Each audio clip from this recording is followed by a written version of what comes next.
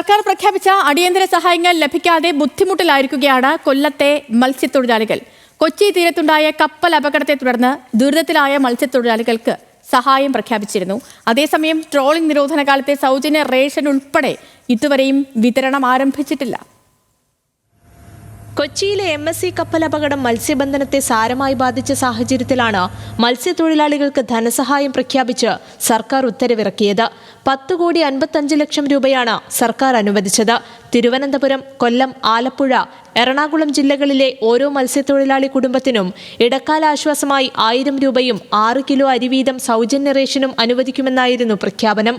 എന്നാൽ സഹായങ്ങൾ ഇതുവരെയും മത്സ്യത്തൊഴിലാളികൾക്ക് ലഭിച്ചിട്ടില്ല. ഈ മേഖലയുടെ അടിയന്തര പ്രതിസന്ധി പരിഹരിക്കുന്നതിന് വേണ്ടിയിട്ടാണ് ഇങ്ങനെ 1000 രൂപയും 6 കിലോ അരിയും സർക്കാർ പ്രഖ്യാപിച്ചത്.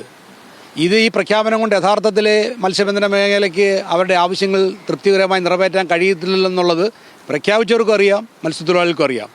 പക്ഷേ എങ്കിലും നാളിതുവരെയും അങ്ങനെ പ്രഖ്യാപിച്ച ആശ്വാസധനവും ആ അരിയും ഇതുവരെ ലഭിച്ചില്ലെന്നുള്ളത് മത്സ്യബന്ധന മേഖല ഏറെ വിഷമത്തിലും ദാരിദ്ര്യത്തിലും ബുദ്ധിമുട്ടിലുമാക്കിയിരിക്കുകയാണ്. പ്രഖ്യാപിച്ച കാര്യങ്ങൾ ഉടനെ നടപ്പാക്കുന്നതിന് ബന്ധപ്പെട്ട സർക്കാർ അതിന് മുൻകൈ എടുക്കണം.